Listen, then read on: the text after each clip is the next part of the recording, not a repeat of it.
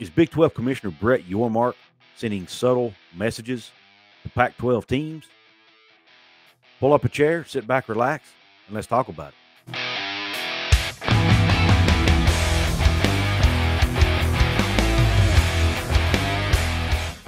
What is up, college sports fans, fellow members of Mountaineer Nation? This is Coos, and welcome in to another edition of Coos' Corner. So pull up that chair and let me serve you up this shot of top-shelf college football knowledge. On tap today, we've got a hardcore 80-proof shot of Big 12 expansion talk. Finally, Brett Yormark has openly admitted that he is indeed looking to expand into the Western time zone, the Pacific time zone. Where does this information come from? A lot of you may have already read it by now or heard about it, but I want to give you my thoughts on it. But it originated in an article from The Athletic. Justin Williams, a reporter who covers Cincinnati for The Athletic, had an opportunity to interview Mr. Yormark when he was visiting the Cincinnati campus a few days ago. And here's what Mr. Yormark had to say. First off, a very interesting comment about the TV deal. When asked about his conversations with ESPN and Fox, here's what Yormark had to say. That process has started. I met with ESPN last week, had great meetings with them. I think we're very aligned and like-minded in where we want to go in the future. I'll be meeting with Fox in the next week to gauge their interest. Obviously, these are conversations to explore if it's in everyone's best interest to go early, to gain clarity. My gut tells me that both Fox and ESPN would like to do that, but I'll know for sure once I meet with Fox in the next week. If you read between the lines there, here's what that says to me. That ESPN's already on board, because he said in his gut he feels like both are on board, but he needs to hear from Fox first. So that makes me think that ESPN's already on board with this, that they want to negotiate early. Okay? Keep in mind, they have still not entered that negotiation window. These are just preliminary discussions, early talks, whatever you want to call it. Okay? And regardless of what John Canzano and the Pac-12 talking heads try to tell you, nobody's saying that other than maybe a few media people. But nobody in the Big 12 is saying that they have actually entered the negotiation window.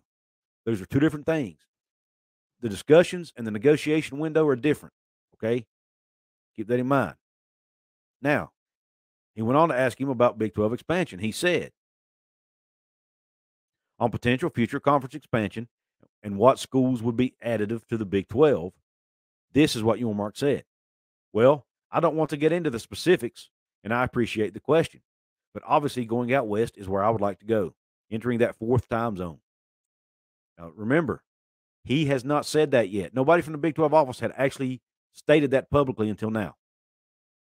It had been reported and rumored a program that has national recognition, one that competes at the highest level in basketball and football, stands for the right things, is a good cultural fit, because our alignment right now and the like-mindedness of all of our member institutions is fantastic. It's never been better. So I don't want to compromise that, and that's critically important, that there is the right cultural fit when you think about coming in and being part of what we're building here, unquote. So, Brett Yormark finally admitted that he wants to go west. First time he said that publicly. Like I said, it had been rumored. There's been all these reports and rumors that they're talking to the Four Corner schools, all this stuff. Here's what I take from that. I think that Brett Yormark is sending a subtle message to these Pac-12 institutions, potentially, and maybe even some other institutions, like a San Diego State, for example. I think he's sending them a message saying this: let's talk. You want to be a member of the Big 12? We want in that fourth time zone. I'm letting you know that now. This is a way I can let you know that by going through the media, making it public, versus trying to poach you and doing something under the table and shady illegally. I'm telling you publicly, I wanted that fourth time zone. So whoever's interested in getting the Big 12 in that fourth time zone, give me a call. I think that's what he's doing here in a subtle way. I think that's what he's doing. That's how business works, folks. You've got to get the message out however you can without breaking the rules sometimes. Sometimes you have to do that through third parties, through the media, through whatever means necessary. I think that's what he's doing here. Just my thoughts. He could also be sending a signal to the networks, telling the networks, hey, we're going to get into that fourth time zone. Show us the money. I think he has two strategies there. Brett Yormark's a smart guy. He's not just going to throw things out off the cuff. Okay? I'm sure he has a reason behind it. Now, the Pac-12 media talking heads continue. I'm going to take a phrase from my good buddy Outlaw College Football. They continue to wet their diapers every time Brett Yormark makes a comment and get all butthurt about it. Here's what John Canzano said after the Brett Yormark interview came out. First, he put it in a tweet. He says, Big 12's latest expansion jab, calls it a jab, falls flat in Pac-12 footprint. I'm going to let you know right up front. John Canzano only talked to one person. Okay? There's 10 schools in the Pac-12. He talked to one athletic director and says that it fell flat in the whole Pac-12 footprint. He's overly exaggerating that. Okay? Keep that in mind. But he goes on to say, said one of the Pac-12's current ADs, four-corner ADs, I have no idea what he's talking about. He just continues to throw stuff out to disrupt. Seems like some level of desperation. What is he desperate for? The Big 12 they could not expand at all and probably be stable. They may not make as much money as they want to, but they're stable. So why in the world would the Big 12 have a reason? Why would they be desperate? The Pac-12 is the one that's desperate because they're the one that just lost their two schools and haven't replaced them yet. So here's what John Canzano goes on to say in this article. He says, when he says out west, is he talking about San Diego State? How about Fresno State? Or maybe Utah, Colorado, Arizona State? Then he gives a quote from the Four Corners AD about the desperation, talks glowingly about George Kliavkoff and how great of a human being he is. I mean, it absolutely baffles me how much they kiss George Kliavkoff's hind end more than anything I've ever seen. This is almost comical sometimes. John Canzano is the worst. John Wilner's not as bad. Canzano just constantly kissing up to George Kliavkoff. And when talking about the media negotiations, here's what Canzano says. The Big 12's Yormark was also asked on Wednesday about his conference's media rights negotiations. There's some confusion about whether the Big 12 is or isn't in the exclusive negotiating window. Why is there confusion? If you go back into Yormark's comments in The Athletic, he plainly says we are not in the exclusive negotiating window. He said it in the friggin' article, John Canzano. I don't think John Canzano even read the article. I'll be honest with you. Because if he did, why would he put that out there? Then he says this, some interesting semantics at play here. I bounced Yormark's quote off two TV industry insiders. They agree that it sounds like all Yormark has an indication from ESPN that they'd like to talk outside the exclusive negotiating window. Per the contract, the Big 12 can only talk with ESPN and Fox at this point. The networks like it that way too. If they're not in an exclusive 30-day negotiating window, there's no ticking clock.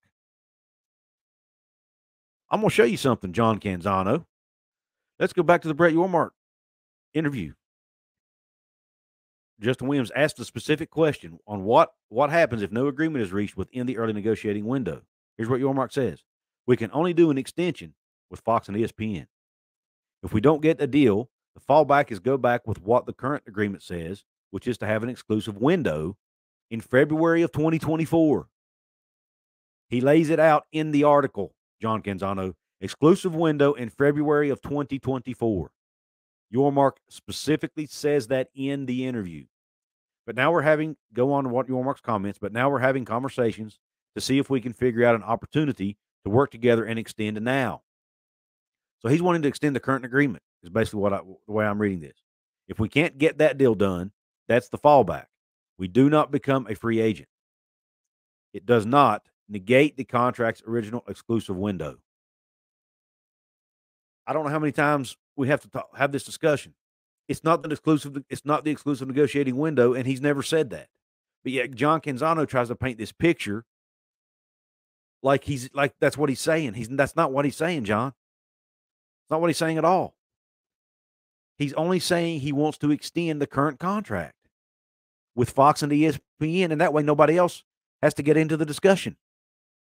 So I don't know why John Canzano just continues to put this stuff out. Well, I mean, I know why he's doing it because he's getting clicks from it, and that's fine. I'm sure he's getting paid for that. But he just continues to try to paint Brett Yormark in a bad light. And I don't know why. The guy's brand new on the job, trying to learn the business, trying to visit college campuses, get a feel for the college athletics landscape. And all he says is he's open for business, and they want to go to the Western time zone. If John Canzano wasn't scared, I don't think he'd be putting all this stuff out, to be honest with you. John Canzano's worried, folks. John Canzano's worried because he's afraid that the Pac-12 is going to collapse, and he won't have much else to talk about. I think that's real. I think he's scared. I think that's why he keeps putting out all these articles. And John Canzano was probably talking to the AD at Utah, more than likely, or at Oregon, two teams that probably don't want in the Big 12 anyway. So for them to try to speak for the other schools is asinine, in my opinion. So until you get a better sample size, John Canzano, more than 1 out of 10 ADs, you may want to stop putting this stuff out, making yourself look foolish, in my opinion. Let me know, Cousins Corner family, what do you think about Brett Yormark's article?